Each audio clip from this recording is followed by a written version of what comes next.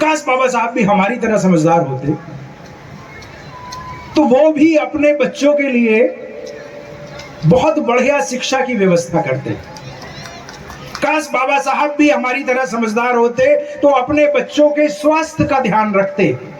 काश बाबा साहब भी हमारी तरह समझदार होते तो अपने बच्चों के लिए बढ़िया इलाज का इंतजाम करते। नायक नायिकाएं जिन्होंने इस समाज को जागृत करने के लिए, जिन्होंने इस समाज को सम्मान का जीवन जीने के लिए अपना सब कुछ आहूत किया, सर्वप्रथम मैं उनको नमन करना चाहूंगा। खासतौर पे उन सभी अननोन नायक नायिकाओं को जिनका हम नाम नहीं जानते हैं। ऐसे बहुत सारे साथी हैं, ऐसे बहुत सारे क्रांतिकारी हैं जिनका हम नाम जानते हैं। पिछले 40-50 साल के आंदोलन से, खासतौर पे मान्यवर कांसीराम साहब के आंदोलन से हम ऐसे 40-50 नायक नायिकाओं का नाम जान पाए हैं। लेकिन कम से कम 200 लोग ऐसे हैं जिन्होंने पिछले 200 साल में ही इस बहुजन समाज को जागृत करने के लिए अपना सब कुछ न्योछावर किया है। तो मैं सर्वप्रथम हल्द्वानी में उन सभी नायक नायिकाओं को अपनी तरफ से नमन करना चाहूँगा, उनका अभिनंदन करना चाहूँगा। और इस कड़ी में सिर्फ एक ही नाम लेना चाहूँगा जो हमारे सारे तथागत बुद्ध से लेके अब मान्यवर कांसीराम साहब तक है। ज़्यादातर लोग हमारे सामने आ चुके हैं, लेकिन जिस जगह पे हम हैं यहाँ पे शायद हम मुंशी हरिप्रसाद टमटा जी को भी याद करना चाहेंगे, जिनका अपने आप एक बहुत बड़ा योगदान रहा है।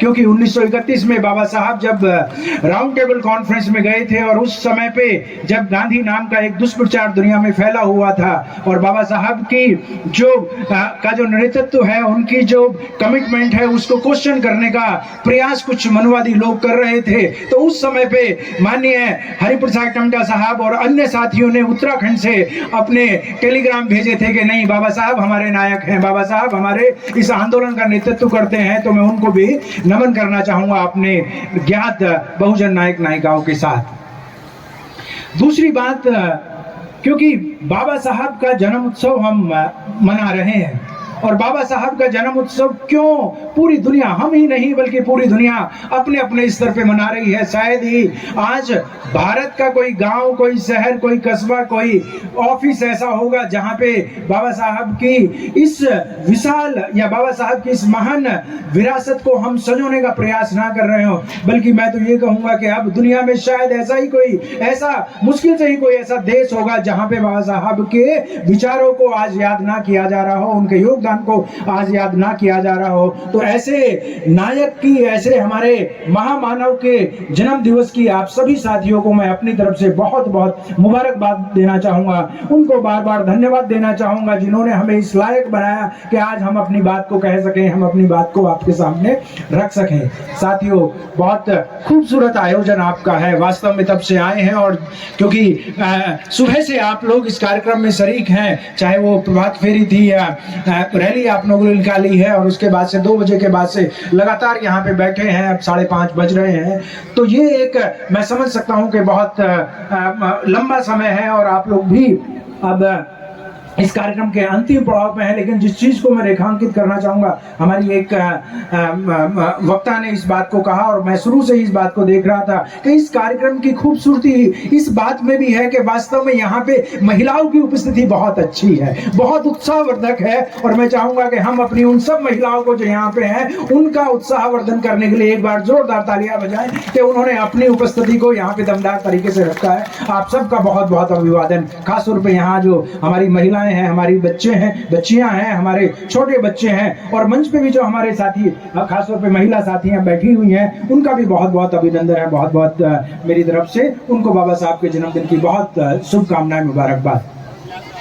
बहुत अच्छा मंच आप लोगों ने सजाया है, बहुत अच्छा आयोजन है। और मुझे ये कहने में कोई गुरेज नहीं है कि जितने भी साथी आए हैं, जितने भी साथियों ने अपनी यहाँ पे बात रखी है, बहुत गंभीरता से अपनी बात को रखा है, अच्छे तरीके से अपनी बात को रखा है। और वो दिन निकल गए जब हम अपनी बात नहीं कह पाते थे, वो दिन निकल गए जब हम अपनी बात को बहुत खूबसूरती से नहीं कह पाते थे। हमारा प्रेजेंटेशन अच्छा हो रहा है। एक व्यक्ति है जिनका नाम आप लोगों ने सुना होगा, एडम स्मिथ, एक व्यक्ति हुए हैं जिनको मॉडर्न इकोनॉमिक्स का पायनियर कहा जाता है, मार्केट इकोनॉमी का पायनियर कहा जाता है। एडम स्मिथ ने एक बात कही कि गरीब व्यक्ति कौन है, किस व्यक्ति को गरीब कहा जाए?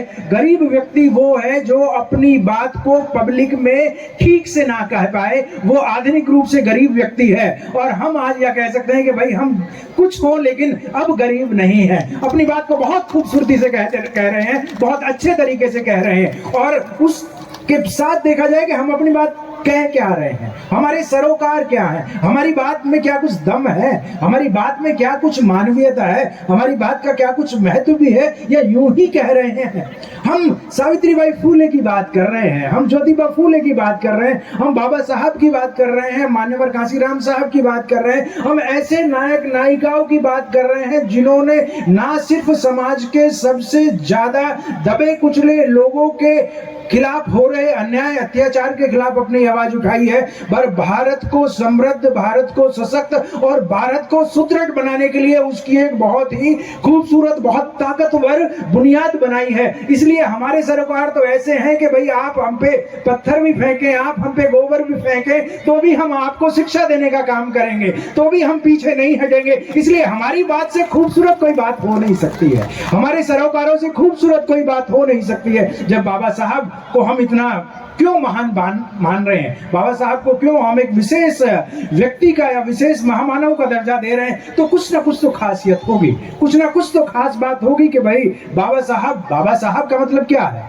बाबा साहब का मतलब है मेरे बाप का बाप, बाबा साहब का मतलब है मेरे बाप का बाप, मेरा नाना या मेरा दादा, हम उनको बाबा साहब कह रहे हैं। तो फिर क्यों इनको बाबा साहब कह रहे हैं? और आज तो अच्छी बात यह है, नरेंद्र जिस बात का जिक्र कर रहे थे कि भाई आज हम ही नहीं कह रहे, आज हम ही नहीं कह रहे, बाबा साहब की लायक संतानों ने, बाबा साहब के लायक वारिसों ने इतनी गर्मी पैदा कर दी है, उतना ज्यादा उनके विचार को आगे बढ़ा दिया है कि जो 1932 से जिस बात का हम जिक्र कर रहे थे कि बाबा साहब ने जब लंदन में अपने लिए अधिकार, हमारे सबके लिए अधिकारों की सुनिश्चितता कर ली थी, और फिर यहाँ पे एक दुष्प्रचार चला और बाबा साहब के खिलाफ जबरदस्त तरह के आंदोलन हुए, किसी ने पत्थर फेंका, किसी ने और दुष्प्रचार किया, और बाबा साहब को कोई देशद्रोही कह रहा था, कोई जातिवादी कह रहा था, कोई कुछ कह रहा था। लेकिन 1932 से लेकर 1980 तक ये बात लगभग इसी तरीके से चलती रही। लेकिन 1980 के बाद से अचानक अलग तरीके से बात होने लगी। अचानक अलग तरीके से बात क्या होने लगी कि 1990 तक आते आते बाबा साहब को ना सिर्फ भारत रत्न से नवाजा जाता है, उनके जन्म दिवस की छुट्टी मनाई जाने लगती है, उनके नाम का पार्लियामेंट में पोर्ट्रेट लगाया जाता है, बाबा साहब का स्टेचू लगाया जाता है, और पूरी दुनिया के अंदर आज आप जान के ताज्जुब करेंगे, आपका सीना जो है गर्व से चौड़ा हो जाएगा कि दुनिया में ऐसा कोई दूसरा व्यक्ति नहीं है, दुनिया में ऐसा कोई दूसरा आंदोलन नहीं है बाबा साहब के आंदोलन के अलावा जिस पे इतने ज्यादा पीएचडी हो रही हो, रिसर्च हो रही हो। दुनिया की कोई यूनिवर्सिटी ऐसी नहीं है जहां पे बाबा साहब के योगदान को स्वीकार ना किया जा रहा हो। कनाडा जैसा देश आज इक्वलिटी डे मना रहा है 14 अप्रैल को, हर जगह पे इस तरह की चीजें हो रही है। तो बाबा साहब कैसे महान बनते हैं, बाबा साहब इतने महान कैसे बन जा रहे हैं? सीधी सी बात है कि उनकी लायक संतानें जो है वो इस आंदोलन को आगे बढ़ाती हैं, उनके नाम को आगे बढ़ाती हैं, और 1980 के बाद से ये चीज आगे बढ़ जाती है। इसमें प्रतिनिधि व्यक्तित्व के रूप में मैं मान्यवर कांशीराम साहब का नाम लेना चाहूंगा, जिन्होंने इस आंदोलन को बहुत मजबूती से आगे बढ़ाया और देश दुनिया के अंदर दिखा दिया कि भाई लायक संतान क्या होती है। और दूसरा जो पक्ष है उसको आप समझ सकते हैं कि भाई जो लायक हैं वो महापुरुषों की, अपने दादा नानाओं की विरासत को आगे बढ़ाते हैं, और जो नालायक हैं वो क्या करते हैं हम समझ सकते हैं। तो ये आंदोलन बहुत मजबूती से आगे बढ़ा हम सब की लायकी की वजह से। जिस चीज की तरफ इशारा किया जा रहा था कि भाई इस बात को छोड़िए कि कुछ लोग कुछ नहीं करते हैं, और ये एक दुष्प्रचार है कि कहने के लिए जो लोग कहते हैं कि पढ़े लिखे लोगों ने बहुत परेशानी पैदा की है या उस तरीके से नहीं कर पा रहे हैं। बाबा साहब ने भी 1956 में इस बात की तरफ इशारा किया था, थोड़ा दुखी हुए थे कि भाई जितना करना चाहिए उतना नहीं कर पा रहे हैं पढ़े लिखे साथी। लेकिन आप ये समझ सकते हैं, बहुत अच्छे से समझ सकते हैं कि 1956 में आपके पास पढ़े लिखे लोग कितने थे। 1956 में बहुत कम पढ़े लिखे लोग थे, लेकिन 1964 में ही बाबा साहब के उस दुख को, बाबा साहब की उस आंखों के आंसुओं को समझते हुए, निराशा को समझते हुए एक व्यक्ति ने पूरा अपना जीवन बलिदान किया। 1964 महत्वपूर्ण इसलिए है कि काशीराम साहब उस समय पे अपना त्याग पत्र देते हैं और फिर एक आंदोलन चलाते हैं जो 84 तक आते आते वामचक जैसे संगठनों के सहारे और दूसरे संगठनों के सहारे एक विचार को मजबूत बनाते हैं और आज पूरी दुनिया में यह आंदोलन छा गया। आप इस नंबर को मार्क कर लीजिए कि आज कम से कम 100 करोड़ लोग ऐसे हैं जो बाबा साहब के जन्म दिवस को उत्सव के रूप में मना रहे हैं। 100 करोड़। और दुनिया में ऐसा कोई दूसरा व्यक्ति नहीं है, कोई दूसरा ऐसा, ना कोई धार्मिक गुरु है, ना कोई धार्मिक व्यक्ति है, ना कोई ऐसा व्यक्ति नहीं है जिसके 100 करोड़ लोग जो हैं इस शिद्दत के साथ उस चीज को स्वीकार कर रहे हैं। फिर बाबा साहब इतने महान कैसे बनते हैं? बाबा साहब वहां तक कैसे पहुंचते हैं कि हम उनको अपने बाप का बाप कह रहे हैं? ऐसे बहुत सारे लोग आपको मिल जाएंगे आंदोलन के जो अपने फादर से ज्यादा बाबा साहब का सम्मान करते हैं। ऐसे बहुत सारे लोग मिल जाएंगे। तो ये बात फिर कैसे आगे बढ़ती है, क्यों इस तरीके से हो जाता है? इसको हम अगर थोड़ा सा दूसरे तरीके से समझने का प्रयास करें कि भाई बाबा साहब, काश हम भी बाबा साहब जितने समझदार, काश बाबा साहब भी हमारे ही तरह समझदार होते, काश बाबा साहब भी हमारी तरह समझदार होते, तो वो भी अपने बच्चों के लिए बहुत बढ़िया शिक्षा की व्यवस्था करते। काश बाबा साहब भी हमारी तरह समझदार होते तो अपने बच्चों के स्वास्थ्य का ध्यान रखते। काश बाबा साहब भी हमारी तरह समझदार होते तो अपने बच्चों के लिए बढ़िया इलाज का इंतजाम करते, बच्चों के लिए बढ़िया घर का इंतजाम करते, बच्चों के लिए बढ़िया गाड़ी का इंतजाम करते, अपनी बीवी के लिए 2, 4, 5 किलो सोने का इंतजाम करते, गोल्ड का इंतजाम करते। तो अलग बात होती बाबा साहब अगर हमारी तरह समझदार होते। लेकिन बाबा साहब तो हमारी तरह समझदार नहीं थे। बाबा साहब तो हमारी तरह समझदार नहीं थे। हमने अपने लिए घर भी बनाया, अपने बच्चों के लिए बढ़िया से बढ़िया स्कूल की भी व्यवस्था की, अपने बच्चों के लिए अपनी जितनी बढ़िया अस्पताल की व्यवस्था हो सकती थी, जितने बढ़िया कपड़ों की व्यवस्था हो सकती थी, जितनी बढ़िया गाड़ी की व्यवस्था हो सकती थी, तो वो सारी व्यवस्था की। और एक बहुत जबरदस्त नारा हम लोग लगाते हैं, बहुत जबरदस्त नारा तो नहीं, बहुत जबरदस्त भावना दिल में रखते हैं कि मेरा परिवार मेरी दुनिया, मेरा परिवार मेरी दुनिया, मेरे बच्चे मेरी दुनिया, मेरा चांद मेरा सूरज।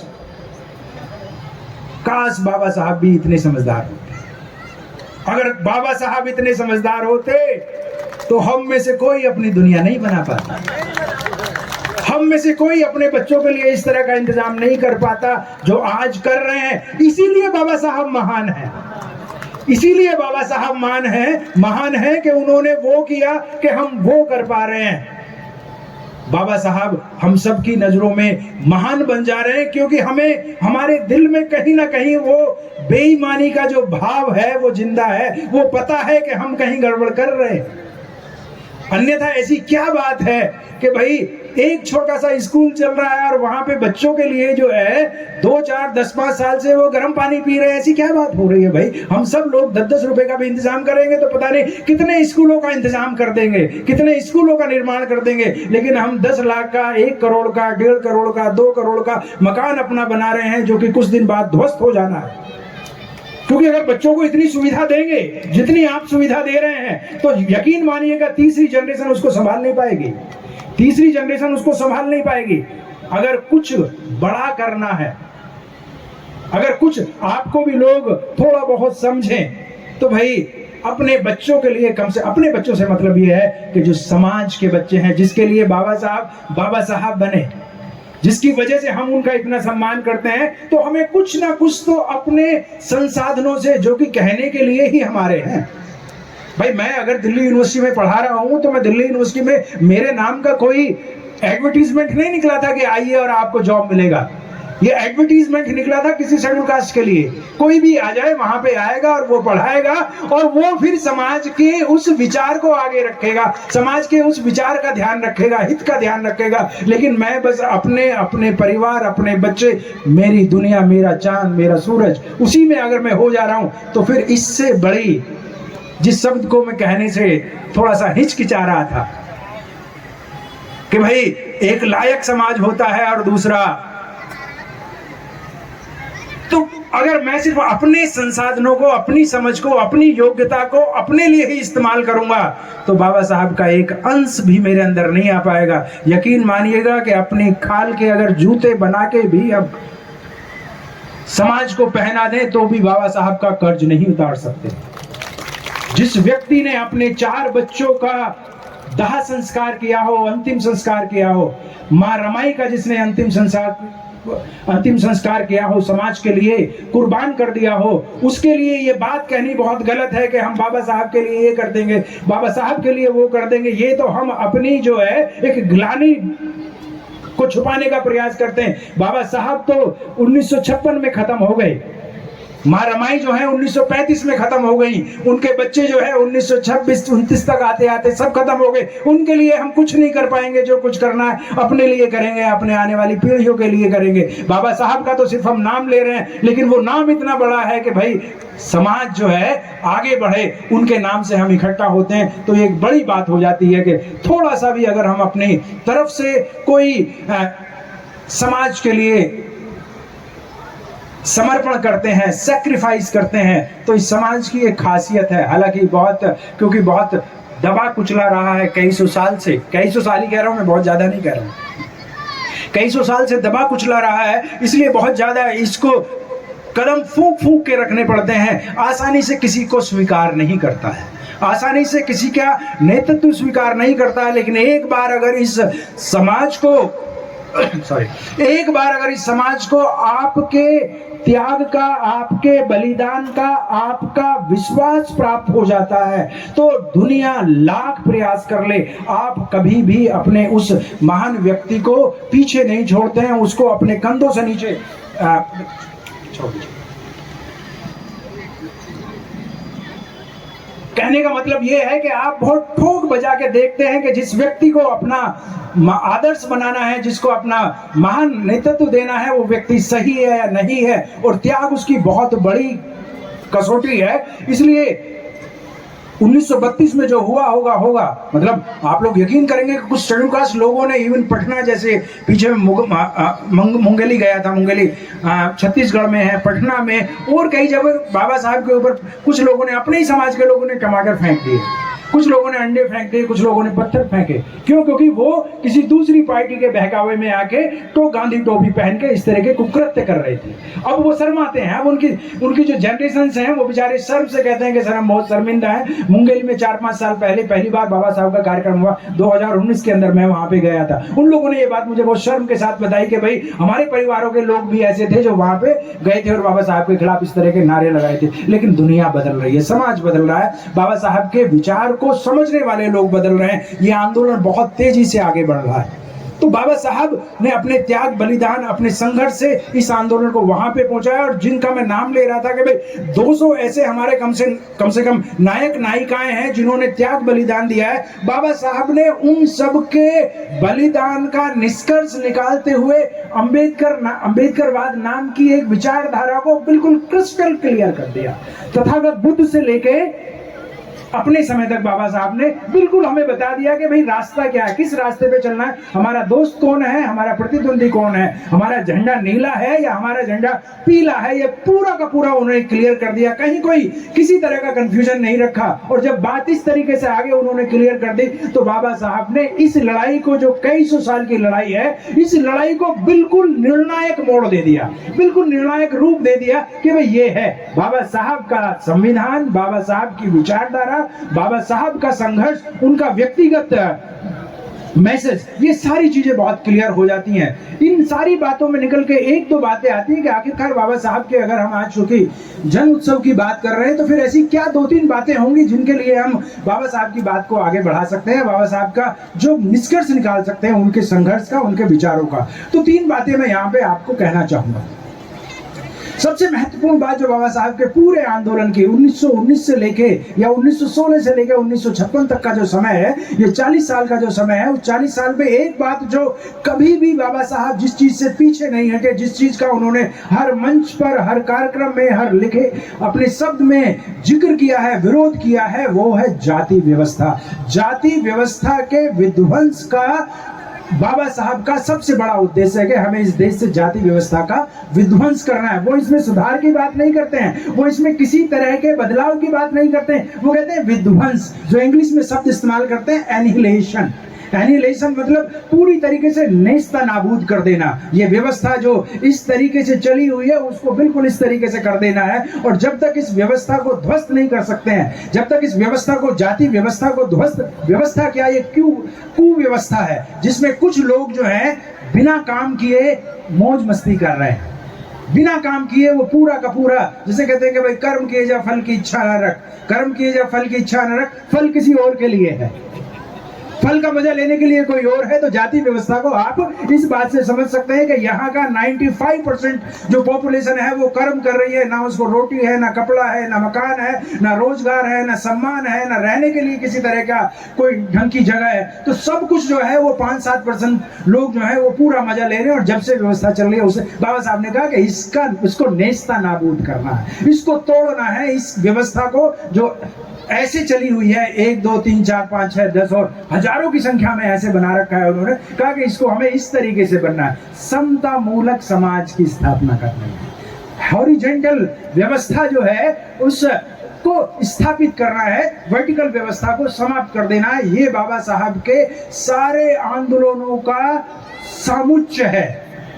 हर आंदोलन का उनका आधार है कि जाति व्यवस्था को समाप्त करना। सीधी सी बात है, इसके लिए आपको एक आंदोलन चलाना पड़ेगा, इसके लिए एक ऐसी व्यवस्था चलानी पड़ेगी, ऐसा मूवमेंट चलाना पड़ेगा कि जाति व्यवस्था, ऐसा तो कुछ है नहीं कि भाई यहाँ पे कोई एक खंबा है और इस खंबे को तोड़ दो और जाति व्यवस्था ध्वस्त हो जाएगी। तो बाबा साहब इसके लिए दूसरे तरह की बात कहते हैं कि जाति व्यवस्था को तोड़ने का मतलब है, जाति व्यवस्था को ध्वस्त करने का मतलब है जाति तोड़ो समाज जोड़ो, जाति तोड़ो समाज जोड़ो। जैसे कि अभी मुझे उदाहरण मिला, जैसे मंजू जी या शायद रेखा जी इस बात को कह रही थी कि भाई जब यहाँ पे आपके यहाँ पे, संजय जी ने भी इस बात को मुझे बताया, आज ही मुझे ये बात क्लियर हुई कि जब यहाँ पे किसी का कास्ट सर्टिफिकेट बनता है, खासतौर पे शेड्यूल कास्ट का कास्ट सर्टिफिकेट बन रहा है, तो उसको शिल्पकार के नाम से बन रहा है, वो शिल्पकार के नाम से बन रहा है। उसमें बहुत सारे लोग हो सकते हैं काम करने वाले, अलग अलग तरह के काम करने वाले लोग हो रहे हैं, लेकिन उन काम का नाम नहीं बन रहा है कि भाई आप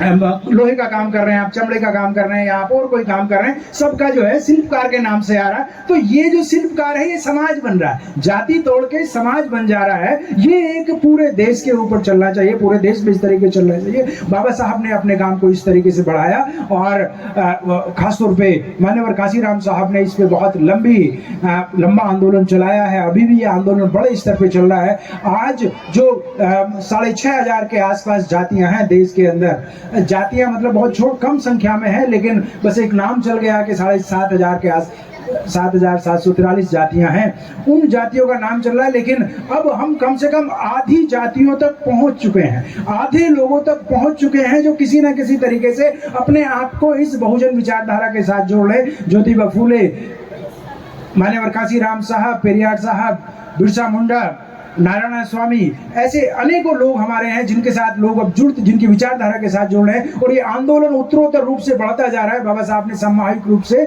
जिसको बैकवर्ड क्लासेस कहा, 1950 में जब संविधान लागू हुआ तो बैकवर्ड क्लासेस के 2 भाग तो आइडेंटिफाई कर लिए गए थे। 2 भाग कौन से थे बैकवर्ड क्लासेस के? शेड्यूल कास्ट और शेड्यूल ट्राइब्स। शेड्यूल कास्ट और शेड्यूल ट्राइब्स को तो आइडेंटिफाई कर लिया गया था, लेकिन अन्य पिछड़े वर्गों को नहीं पहचाना जा सका था। अन्य पिछड़े वर्गों को पहचाना गया मंडल कमीशन के द्वारा। तो एक सम्मानित शब्द जो है वो है बैकवर्ड क्लासेस। बैकवर्ड क्लासेस के 3 हिस्से हैं, SC, ST, OBC। बाबा साहब ने जो 6-7 हजार जातियों में बटा हुआ समाज था उसको 3 रूप में, 3 कम से कम संवैधानिक वर्गों में सामने ला दिया। और मान्यवर काशीराम साहब जैसे लोग जो हैं उन्होंने इसको बहुजन समाज के एक रूप के एक विचारधारा के रूप में सामने लाया और ये बात आगे बढ़ती गई। तो जाति का विध्वंस अगर हमको करना है तो फिर समाज को जोड़ना पड़ेगा। और समाज को जोड़ने के लिए बाबा साहब खुद इस बात को कहते हैं कि हमें अपना रोटी बेटी का संबंध स्थापित करना पड़ेगा। अपने समाज के अंदर रोटी बेटी का संबंध स्थापित करना पड़ेगा। और अगर इस काम को, आज देखिए ये मजबूरी भी बन रही है, अगर आप ये सोच रहे हैं कि आप किसी खास सब क्लास सब कैटेगरी के मेंबर हैं तो वहां पे आपको प्रॉब्लम हो जाएगा, ना तो अच्छे पढ़े लिखे लड़के मिलेंगे, ना ही अच्छे पढ़ी लिखी लड़कियां मिल पाएंगे। ये मजबूरी भी बन जा रही है और इससे आंदोलन का भी फायदा है। तो हमें इस चीज का समय के अनुसार इस्तेमाल करते हुए इस बात को आगे बढ़ाना चाहिए, नहीं तो हम में से बहुत सारे जो सक्षम हमारे युवा हैं, चाहे लड़के हैं या लड़कियां हैं, उनकी मजबूरी बन जाएगी कि वो फिर कहीं और चले जाएंगे, फिर आप पछताते रहिएगा कि भाई वहां चले गए और वहां चले गए, ये हो गया वो हो गया। जरूरी है कि आप अपने खुद के ही बहुजन समाज में से, अपने खुद के ही साथियों में से अब रोटी बेटी का संबंध स्थापित करें और इस बात को आगे बढ़ाएं। तो जाति का विध्वंस बाबा साहब की मूल कह सकते हैं कि संरचना है और आंदोलन का मूल आधार है। उसके बाद वो कहते हैं कि जाति को तोड़ेगा कौन? दूसरे लोग जो है जिनको जाति से फायदा हो रहा है उनको जाति तोड़ने की जरूरत क्या है? उनको क्या पड़ा कि वो जाति तोड़े? वो तो फल खाए जा रहे हैं, जो पेड़ उन्हें फल दे रहा है उसकी जड़ क्यों काटेंगे वो? और उसके लिए बाबा साहब कहते हैं कि ये तो ऐसी बात हो जाएगी जैसे कि इंग्लैंड की पार्लियामेंट ऐसा कानून पास कर दे कि भाई जितने भी ब्लू आइड बॉयज हैं, ब्लू आइड बॉयज का मतलब है अंग्रेजों की आंखें नीली होती हैं, कहते कि जितने ब्लू आइड बॉयज हैं, इंग्लैंड की पार्लियामेंट ऐसा कानून पास कर दे कि ब्लू आइड बॉयज की सबकी हत्या कर दी जाए। कहते कि जातिवादी जो है वो कभी भी जाति व्यवस्था को ध्वस्त नहीं करेंगे, उनकी तो रोजी रोटी इससे चलती है। जाति व्यवस्था को ध्वस्त करने की जिम्मेदारी तो उनकी है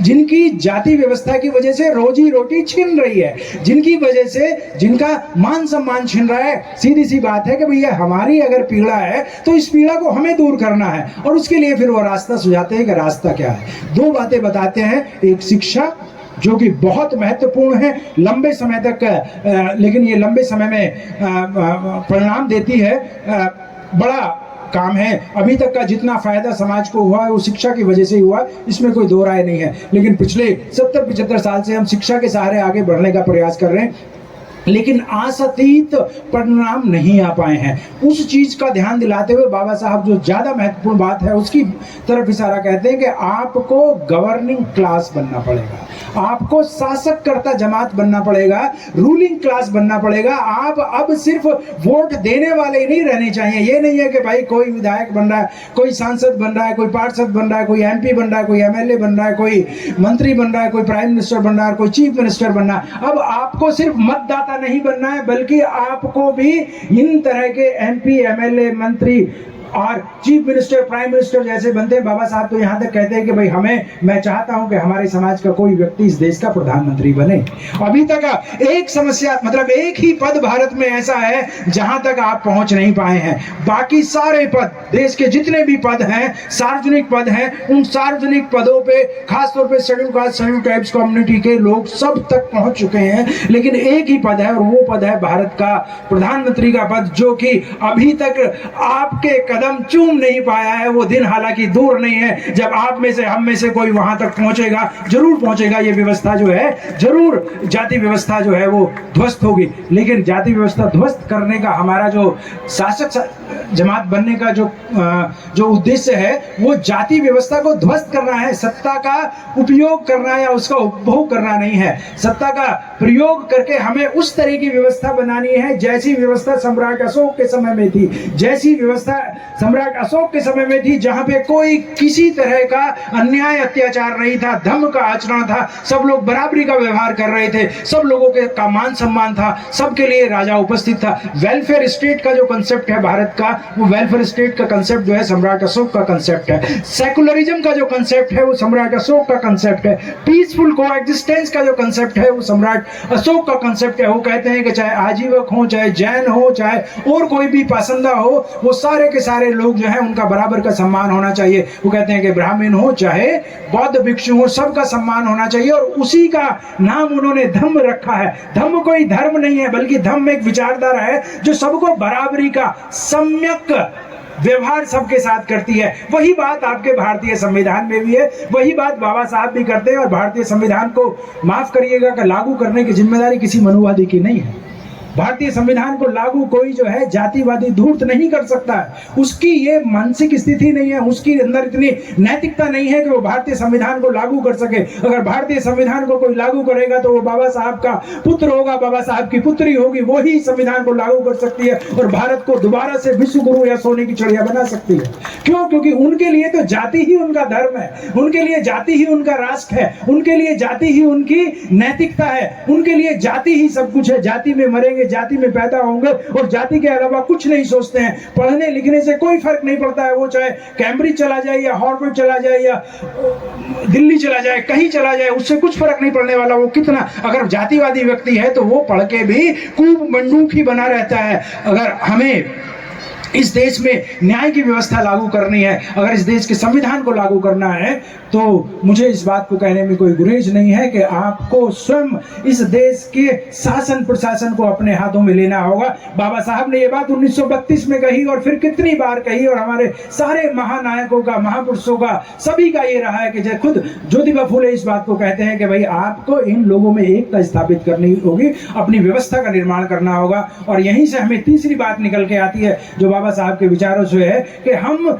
यहाँ पे शासक कर्ता जमात जरूर बनना चाहते हैं, लेकिन शासक कर्ता जमात बनना चाहते हैं भारत को प्रबुद्ध भारत बनाने के लिए, भारत को लोकतांत्रिक भारत बनाने के लिए, भारत को ऐसा राष्ट्र बनाने के लिए जहां पे कोई किसी का गुलाम ना हो, जहां पे कोई किसी के पीछे ना चले, जहां पे कोई भूखा ना मरे, जहां पे लोगों को लाइन में राशन लेने के लिए लाइन लगानी ना पड़े। अगर प्रबुद्ध भारत का मतलब क्या है? प्रबुद्ध भारत का मतलब यह है कि जहां पे आप अपना निर्णय स्वयं ले सकते हैं, या इसको ज्यादा सामान्य शब्दों में समझें तो प्रबुद्ध भारत का मतलब है जब आप किसी पे निर्भर ना हो, जब आप किसी के पीछे ना चलते हो, जब आप किसी के गुलाम ना हो। वो गुलामी चाहे आर्थिक हो, वो गुलामी चाहे सामाजिक हो, वो गुलामी चाहे राजनीतिक हो। हमें हर हाल में अपने आप को संप्रभु बनाना है, हमें हर हाल में अपने आप को इतना योग्य बनाना है। बाबा साहब शब्द का इस्तेमाल करते हैं, वो मॉरल शब्द है, नैतिक बनाना। नैतिक का मतलब होता है जैसे कि किसी का अगर नैतिक पतन हो जाए या किसी का अगर नैतिक विकास होता है तो जिसको हम और कहते हैं कि मॉरल बहुत हाई है, somebody's moral is very high or somebody is demoralized, that means the person is really feeling down from within। लेकिन अगर आप अपने किसी उद्देश्य को प्राप्त कर लेते हैं तो आपका मोरल हाई हो जाता है। इसका मतलब यह कि आप सक्षम हैं, जो आप चाहते हैं, जिस चीज की इच्छा रखते हैं उस चीज को प्राप्त कर सकते हैं। और यहाँ पे हमारी जो माताएं हैं, खासतौर पे हमारी जो महिलाएं हैं, क्योंकि अभी भी कुछ भी हम कहें ये जिम्मेदारी हमारी माताओं की है कि बच्चे हमारे किस तरीके से पाले पोसे जाएं, वही इस चीज को करते हैं। तो बाबा साहब 1942 में इस बात को अपनी महिलाओं का संघर्ष है। अब किसी के, मैं ये नहीं कहता कि उसने ये नहीं पिया और वो नहीं पिया, लेकिन अब दुनिया में कोई ऐसी ताकत नहीं है जो आपके इस आंदोलन को, बाबा साहब के बच्चों को पीछे धकेल दे या उनको नेस्ता नाबूद कर दे। कोई नहीं हो सकता। वो कितना पानी पी लें, कितना खून पी लें, जो उन्हें करना है कर लें, ये बहुजन आंदोलन आगे बढ़ेगा। मैं कहूँगा कि भारत का भविष्य अम्बेडकरवाद है। भारत को अगर निर्मित होना है, भारत को एक राष्ट्र के रूप में निर्मित होना है, तो वो अंबेडकरवाद को इग्नोर करके आगे नहीं चल सकता। अंबेडकरवाद के अंदर जो आधुनिकता है, उसके अंदर जो मानवीयता है, उसके अंदर जो समता है, उसके अंदर जो नैतिकता है, उसके अंदर जो खूबसूरती है, उस खूबसूरती का अगर आप निरादर करेंगे तो भारत का निर्माण नहीं कर सकते। कहीं कुछ भी गोबर बनाइए, मूत्र का वो कीजिए, कोई फर्क नहीं पड़ रहा उस चीज से, उससे कोई किसी को फर्क नहीं पड़ने वाला है। आपको जो करना है वो करिए, लेकिन अगर खूबसूरत भारत बनाना है, आपको सुदृढ़ भारत बनाना है, अगर एक विश्व स्तरीय भारत बनाना है, तो फिर अंबेडकरवाद के सहारे इसको आगे बढ़ना पड़ेगा। अंबेडकरवाद ही इनफैक्ट भारत का भविष्य है। अगर अंबेडकरवाद है तो भारत है, अदरवाइज भारत का होना बहुत मुश्किल है। अंबेडकर को निकाल दीजिए तो फिर बचता क्या है? यहाँ पे अंबेडकर के योगदान को निकाल दीजिए तो बचता क्या है? कुछ नहीं बचने वाला है। तो फिर हमारे सामने चुनौतियां क्या हैं? हमारे सामने जो 75 साल में हमने इस संविधान के सहारे, बाबा साहब के आंदोलन के सहारे 75 साल में जो एक ये खूबसूरत रूपरेखा बनाई है। संविधान वास्तव में एक परिकल्पना है। संविधान जो है वो एक ब्लूप्रिंट है, किस तरीके से हमें एक खूबसूरत भारत का निर्माण करना है। इस ब्लूप्रिंट में कलर कैसे भरे जाएंगे, इसमें जो है इसको जीवंतता कैसे दी जाएगी, इस जीवंतता को देने के लिए साथियों और कोई नहीं आने वाला है। आज हो सकता है कि हम में से कई साथियों को जानकारी ना हो, लेकिन कम से कम भारत में 1 करोड़ परिवार ऐसे 1 करोड़ परिवार ऐसे हैं जो इस समय पर सरकारी सेवाओं में हैं, शेड्यूल कास्ट और शेड्यूल ट्राइब्स के 1 करोड़ परिवार हैं पूरे देश के अंदर। और इन 1 करोड़ परिवारों के 4-5 परिवार के सदस्य भी होंगे उसमें। ये अच्छी खासी संख्या हो जा रही है देश के अंदर, जिसमें आप कह सकते हैं कि भाई हम लोग इनमें रिटायर्ड भी होंगे, बहुत सारे लोग, बहुत सारे हो सकता है आधे रिटायर्ड और आधे काम वाले हों। तो ये 1 करोड़ लोग बहुत अच्छी संख्या में। इसी तरीके से बैकवर्ड क्लासेस के अभी बहुत सारे लोग आगे इस तरीके से आ रहे हैं, जिनकी अच्छी बहुत मजबूत संख्या और बहुत सारे राज्यों में वो अब इस विचार को समझ भी रहे हैं, बाबा साहब के विचार को समझ रहे हैं, हमारे ज्योतिबा फूले साहब के विचारों को समझ रहे हैं। अभी अगर आप 15 साल पहले का इतिहास देख लें तो माँ सावित्रीबाई फूले का कहीं कोई नामो निशान नहीं था, लेकिन 15 साल के 15-20 साल में देख रहे हैं कि सावित्रीबाई फूले विश्वविख्यात एक जो है वर्ल्ड आइकॉन बन चुकी हैं। क्यों बन चुकी हैं? क्योंकि आंदोलन बहुत तेजी से बढ़ रहा है, सामाजिक आंदोलन बहुत तेजी से बढ़ रहा है। हो सकता है राजनीति में कहीं कोई ठहराव आया हो या कहीं कोई किसी तरह की चूक हुई हो, लेकिन सामाजिक आंदोलन, हमारा कल्चरल मूवमेंट, हमारा सोशल मूवमेंट जो है वो आगे बढ़ रहा है। और उसी आंदोलन के आधार पे हम कह सकते हैं कि जो आने वाला हमारा समय है उसमें इन 1-1.5 करोड़ लोगों को अपनी बहुत महत्वपूर्ण भूमिका निभानी है। कोई ये नहीं कि भाई किसी को बाबा साहब बनना, मत बने कोई बाबा साहब, ना ही किसी को कांशीराम साहब बनना है। मतलब इतने हम थोड़े बहुत समझदार रह सकते हैं, पूरा उस तरीके से नहीं जा सकते हैं कि सब कुछ अपना न्यौछावर कर दें, लेकिन हाँ 1-2% तो सेक्रीफाइस कर सकते हैं। पे बैक टू सोसाइटी का जो हम नाम लेते हैं कि भाई 1-2% तो हम अपना टाइम, टैलेंट, ट्रेजर समाज के लिए लगा सकते हैं। और कुछ व्यवस्था करें ना करें, हर जिलों में कम से कम एक ऐसा अच्छा इंटर कॉलेज तो बना ही सकते हैं कि भाई जिससे वहाँ के समाज के जो गरीब बच्चे हैं उनको अच्छी व्यवस्था मिल जाए, उनको अच्छी शिक्षा मिल जाए, और मौका लगे तो फिर वो बड़ी यूनिवर्सिटीज में चले जाएं, देश और दुनिया की बड़ी यूनिवर्सिटीज में चले जाएं, तो हमें खुद भी अच्छा लगेगा। अगर किसी को हम पानी पिला देते हैं तो अच्छा लगता है अपने आप को। किसी बच्चे की अगर हम जो है फीस जमा कर देते हैं गरीब बच्चे की तो अच्छा लगता है, किसी भूखे को रोटी खिला देते हैं तो अच्छा लगता है। ये तो हमारा अपना खुद का खून है, ये तो हमारे खुद के blood of our blood, bone of our bone and flesh of our flesh है। और ये सब बाबा साहब के बच्चे हैं। बाबा साहब के बच्चों के साथ खड़े होने में कैसा गुरेज, कैसी समस्या। तो इस आंदोलन का और कोई तरीका नहीं है। हम सबको अपने सम्यक संसाधनों से, चाहे समझ का संसाधन है, चाहे आर्थिक संसाधन है, चाहे शारीरिक संसाधन है, थोड़ा सा समाज का हाथ बटाना पड़ेगा। उन साथियों का हाथ हमें पकड़ना पड़ेगा, हैंड होल्डिंग करनी पड़ेगी जो पीछे रह गए हैं, किसी वजह से पीछे रह गए हैं। क्योंकि ब्राह्मणवाद के चलने का सिर्फ यही कारण है कि वो हम में से भी हर उस व्यक्ति को वो अपनी तरफ खींच लेता है जिससे उसे खतरा होता है, जिससे उसे डर लगता है, तो वो उसमें विभीषण पैदा कर देता है, उसमें इस तरह के लोग पैदा कर देता है जो उसकी गाना गाने लगते हैं। इसलिए हम में जो अब इतने करोड़ों की संख्या में देश के अंदर लोग हैं, उन लोगों को बस अपना 1% ही करना। बाबा साहब तो 5% कहते थे,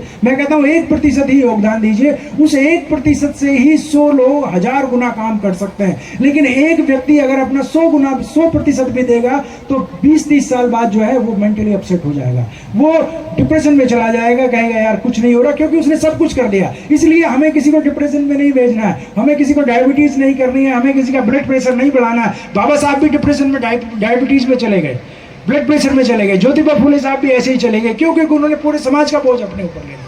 तो अगर हमें अपने समाज को इस तरीके से स्वस्थ बनाए रखना है तो सबको कम से कम 1% अपना समय, अपने जो संसाधन है उनको शेयर करना चाहिए। और फिर देखिए ऐसे सैकड़ों अवसर। अब आप कह रहे हैं कि 2018 से इस तरह की व्यवस्था हो रही है और लंबे समय से हो रही होगी, तो इसको हमें फिर मूर्त रूप देना, आगे बढ़ाना, ये एक कदम है। और ये बहुत जरूरी है कि हमें अपने महापुरुषों को याद करना, उनके योगदान को याद करना, ये बहुत जरूरी है। लेकिन इससे फिर आगे भी बढ़ना है। आगे किस तरीके से? भाई अगर आज यहाँ पे मैं समझता हूँ कि शायद 1000 कुर्सियाँ यहाँ पे बिछी हुई हैं, और जब आए थे तो 1000 से ज़्यादा लोग थे यहाँ पे। तो ये 1000 लोग जो है अगर 100 10 या 100 रुपए भी जमा करेंगे तो कितना पैसा इकट्ठा हो सकता है, हजार देने लगे, क्योंकि हम लोगों के पास अब अच्छा संसाधन है। ऐसा नहीं है तो आप देखेंगे कि 1 साल के अंदर ही हल्द्वानी के अंदर ही एक बढ़िया स्कूल बना सकते हैं, वर्ल्ड क्लास स्कूल बना सकते हैं। मैं चाहूंगा कि हमारे अंबेडकर जन्म उत्सव समिति वाले साथी जो हैं वो इस बात पे भी विचार करें कि कैसे इस आंदोलन का जिसको हम बोलते हैं इंस्टीट्यूशनलाइजेशन करें, संस्थाकरण करें, कि संस्थाओं का निर्माण हो। क्योंकि आज आप हैं, कल हो सकता है कि भाई आप ना हो तो पता पड़ा कि अंबेडकर जयंती भी मनाना मुश्किल हो जाएगा। लेकिन अगर हम इसको संस्थाओं के निर्माण की तरफ लेके जाएं, जहां पे हम अपनी शैक्षणिक संस्थाएं बनाएं, सामाजिक संस्थाएं बनाएं, इसका मतलब ये नहीं है कि वो टक्कर आपस में मारने वाला कर दें। विचार महत्वपूर्ण है, विचार वाली संस्थाएं होनी चाहिए। हमें किसी के जो है पैर छूने वाला, किसी के पिछलग्गू नहीं चाहिए, हमें प्रबुद्ध लोग चाहिए, हमें ऐसे लोग चाहिए जो कि समाज के अपोधी भाव वाले लोग हो, जो किसी जाति व्यवस्था के या किसी जाति वाले लोगों के पीछे दौड़ने का प्रयास ना करें, जो अपने पैरों पे अपने मान सम्मान के साथ चलें। अगर इस तरह की व्यवस्था का हम निर्माण करते हैं तो हमारा जो आंदोलन है, अम्बेडकराइट आंदोलन जो है, वो अपने सेकंड स्टेज में जाएगा, जहां पे हम अपनी संस्थाओं का निर्माण कर। संस्था और संगठन में फर्क होता है साथियों। संगठन जो है वो जन्म उत्सव समिति संगठन है, लेकिन इसका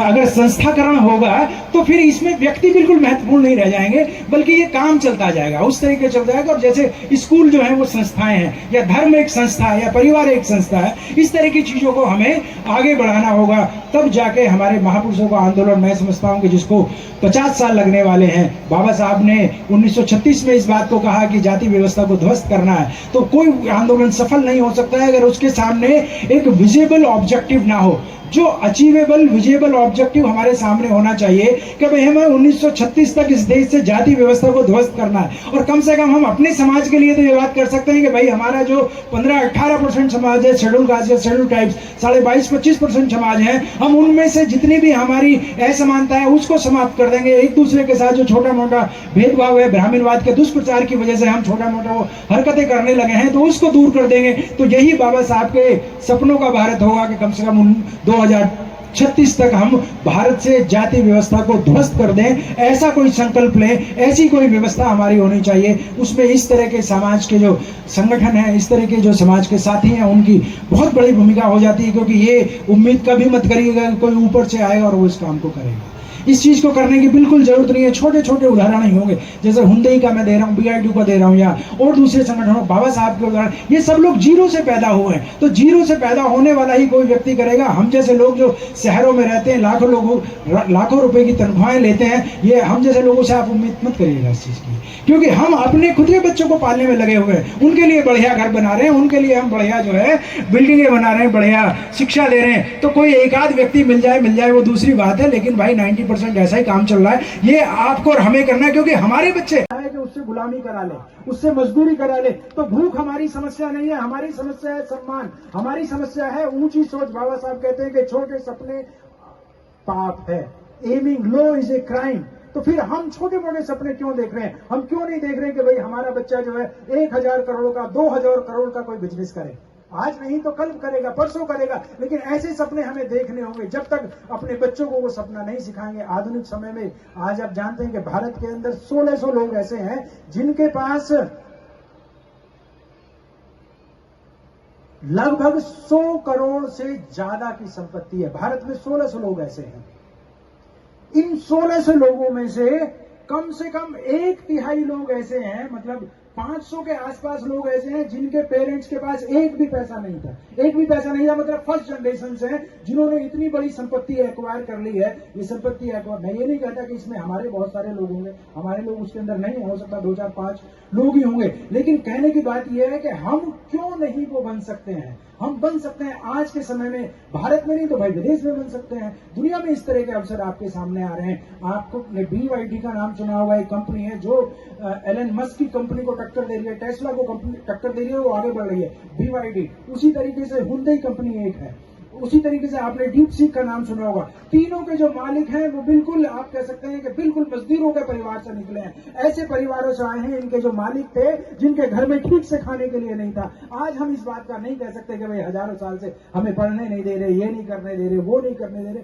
ये बात छोड़िए, और ये नाटक अभी हम लोग देख रहे थे इतनी अच्छी प्रस्तुति थी। उसी नाटक का जो एक प्रारूप है कि भाई वो टीचर बार बार कहता है, हमारी महिला साथी ने भी, उन्होंने भी इस बात को कहा कि भाई वो टीचर बार बार पूछ रहे हैं कि अरे क्या करोगे, क्यों पढ़ रहे, तुम्हें पढ़ना क्या है। हम सबसे कभी ना कभी हमारे टीचर ने ये पूछा है, क्लासों में हमसे पूछा है कि क्या करोगे तुम पढ़ के, तुम्हें क्या मतलब है पढ़ने से, मत पढ़ो, और हमें हमेशा निरुत्साहित किया।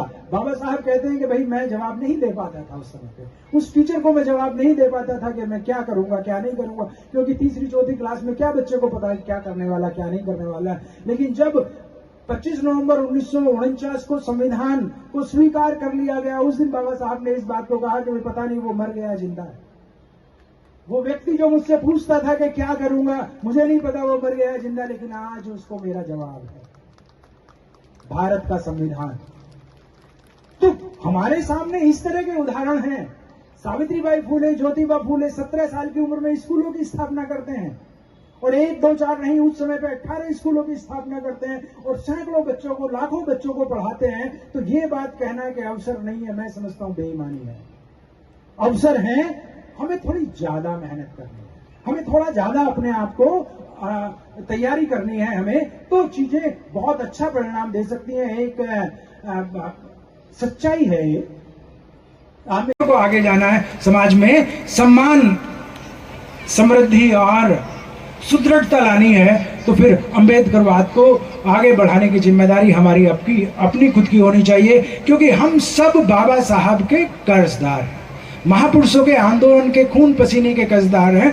कुछ लोगों को ज्यादा मिल गया है, कुछ लोगों को कम मिला है, जिनको कम मिला है उनको भी मिले, इसके लिए थोड़ी एकता की जरूरत होती है, थोड़ा ऑर्गेनाइजेशन की जरूरत होती है। और जैसे ही अब आप आगे बढ़ते हैं, सम्मान के साथ नीला लहरा रहे हैं, तो आपका खून भले ही लाल हो लेकिन वो नीला लगने लगता है, बाकी लोगों को लगने लगता है कि हाँ कुछ है। तो हौसला बढ़ाइए, अपना भी और अपने पड़ोसियों का भी हौसला बढ़ाइए, उनके साथ भी इस सेलिब्रेशन को आगे बढ़ाइए, उनके पास भी जाके उनको भी मिठाई बांटिए। जैसे कोई साथी कह रहा था कि केक ले जाइएगा या और दूसरी चीजें ले जाइएगा, सेलिब्रेट कीजिएगा। मैं कहता हूँ वो केक सिर्फ खुद ही मत खाइए, बल्कि अपने पड़ोसियों को भी खिलाइए कि भाई आज हमारा त्योहार है, आज हम इस चीज का सेलिब्रेशन कर रहे हैं, जहां कहीं भी रहते हैं। इन्हीं शब्दों के साथ मैं अपनी बात को समाप्त करूंगा, और उस आयोजन समिति, खासतौर पर संजय जी का, भाई वीरेंद्र जी का, और हमारे जो अध्यक्ष साहब हैं दीप जी और दीपक जी, बाकी सारे जन्मोत्सव समिति, उसका मैं अपनी तरफ से बहुत बहुत धन्यवाद देना चाहूँगा कि आपने मुझे अवसर दिया, क्योंकि समय की